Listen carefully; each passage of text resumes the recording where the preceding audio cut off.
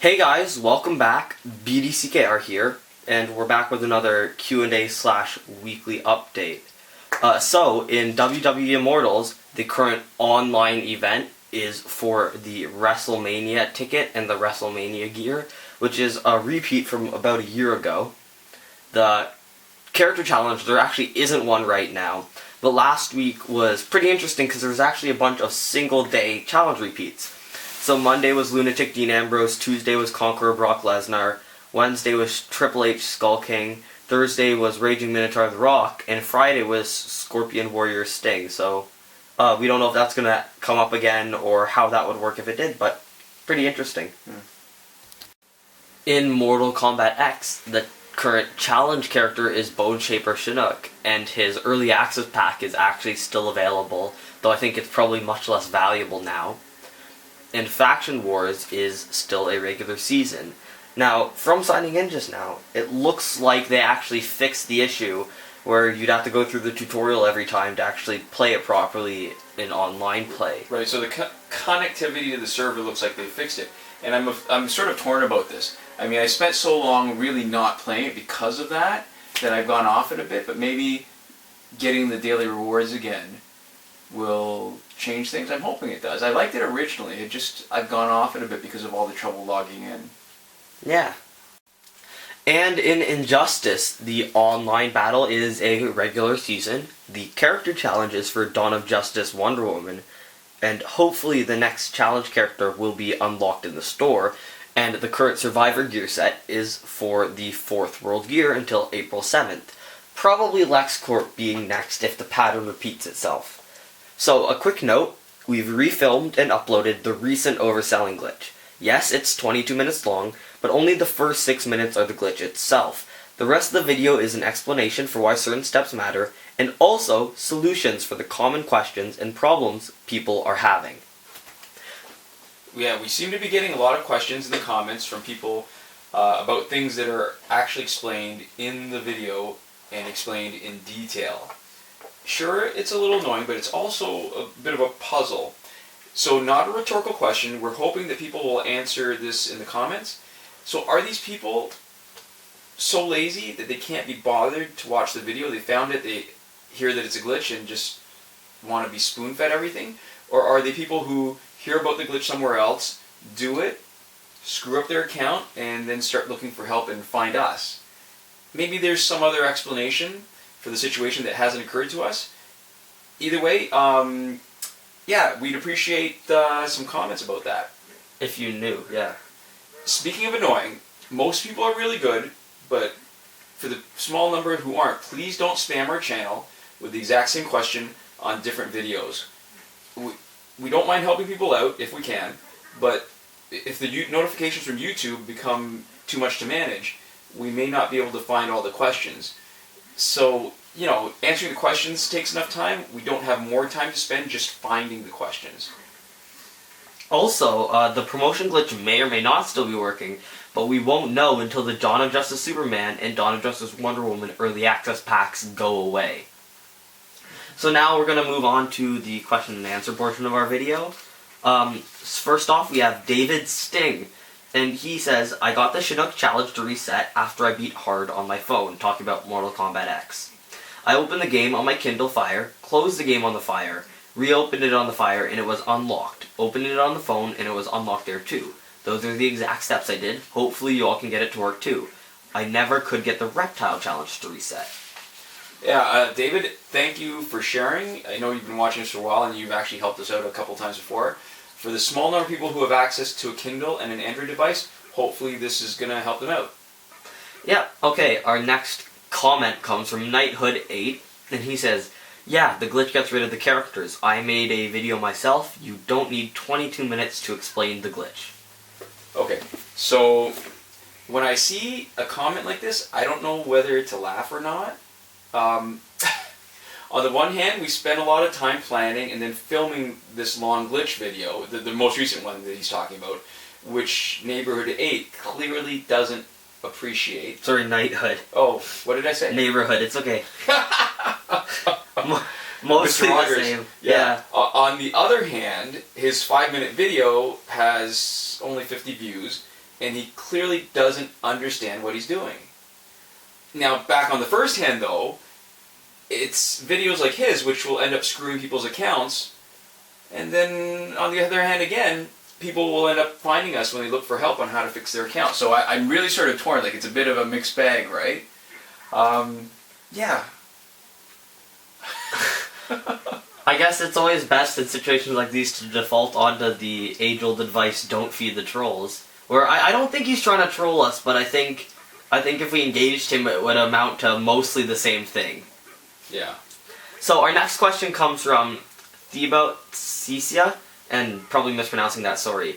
And he says, hi there, or she, sorry, they say. That's a better word to use. Hi there, thank you for sharing all the info as you do. I can see it's a mixed bag of personal insight and good info collection. That makes you my one-stop shop when it comes to injustice, as far as I'm concerned. I have a question for you. I watched your channel for a while now, but I may have missed a video or two, so I apologize if you've already talked about it. It deals with challenges. I noticed that sometimes between Battle 8 or 10 of the fourth item, I'm assuming they mean ladder, of a challenge gives you an extra silver or gold card. It doesn't seem random, but I can't figure out what's the best strategy to optimize that specific drop. Since we're on the challenge topic, what's your fastest strategy? I'll share mine for what it's worth. By the first 4 matches of Item 1 and Item 2, think ladder. Use the assassin gear that transfers 50% damage on Special 1. Try to use the requested character as the main damage dealer. It seems to increase chances of extra card drop. Go through 2 difficulty levels and reset the challenge when the glitch allows it. Thanks for your time and reporting all you find on Warner Brother Games.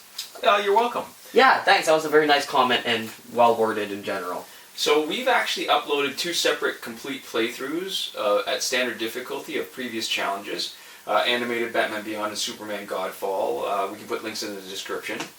Plus, we've had a recent couple of videos of the run on the bronze only, and then the silver or bronze only in Nightmare for Dawn of Justice Superman. So you can see that our approach is just maximum basic damage. And when we augmented 1 bronze and 1 silver character, that strategy takes us easily through the hardest ladders in Nightmare. So about the extra characters. In the challenges, there are sometimes, not always, there's sometimes up to 2 extra bonus cards, and that's aside from the bronze pack and silver pack cards that you get. They aren't always there, the extra ones, but if they are, the first will be in the 10th fight of the 4th ladder on standard difficulty. The second one, if it's there, will be in the 10th fight of the 4th ladder again, but on expert difficulty. It's a completely random drop of one of the 3 characters that you're fighting. So in standard, that's a silver because you're facing 3 silvers, and if it's on expert, there is a 1 in 3 chance of a gold because you're facing a team typically of 2 silvers and 1 gold. So it's important to note that it's always random. There's lots of people who will say that it's who you knocked out first or who you knocked out last, but we've literally done hundreds of challenge resets and played those rounds hundreds of times, and it is completely random. No way to make it happen the way you want. Yeah, so our next question comes from Vansh Prateek Godara, and they ask, question, can you guys find a glitch for augmentation, which works for iOS also? Also, why don't you guys buy an iOS device? You'll get a lot more subscribers if you do. Seeing the ads before your videos, you can't deny that you can't buy an iOS device. It would be better if you do, like the new money glitch does work for iOS if you go to the store through the augment option rather than clicking on the store, as it closes the player screen on iOS. I had to find it with a lot of testing. Please do this, and I assure you, 5,000 more subscribers. Thanks, I guess. I can see that you don't have a monetized YouTube channel, so even if you understand how ad revenue is supposed to work on YouTube, you probably don't understand the scale of things. So here's a quick lesson for anyone who's interested. We're going to talk turkey a little bit about YouTube. One thing that you have to know is there's a number called CPM, and it's supposed to be the money for every 1,000 monetized views. It is literally cost per mil. It's French for 1,000. So checking on our channel for the last 20 days, that's supposed to be $5.50 US right now. And that sounds pretty good, right? Yeah. So, yeah. Man, I wish I was making that kind of money. Yeah, the problem is that's gross. So that's before YouTube takes its 45% cut. So $5.50 becomes somewhere around $3, like $3.02. Alright, so you'll notice how very careful we were about saying that's 1,000 monetized views. Not all views are monetized. So again, if we look at the stats for the last 28 days, we have 240,796 views. So almost 250,000 views.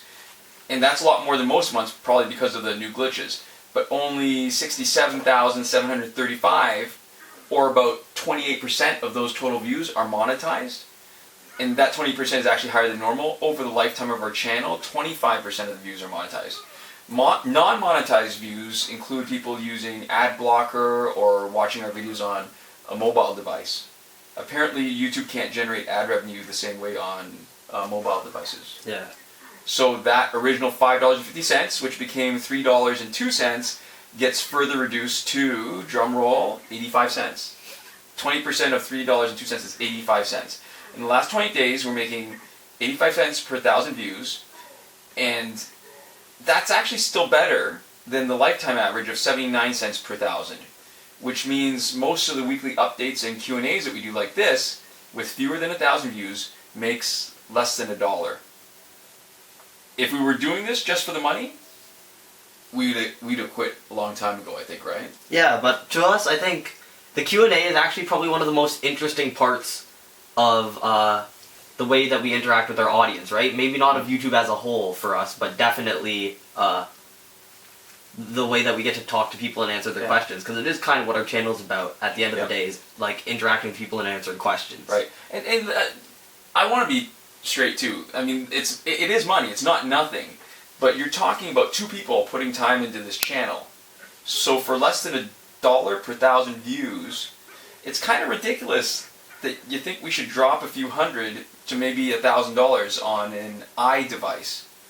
If it isn't obvious to everyone watching based on how little time we put into post-production and how old our Android devices are, so again, if you haven't been following us, we're using an LG Optimus G running 4.1.2 and a Qbot S168 running 4.4. Besides our time, we haven't really committed much in the way of resources into our channel. Yeah.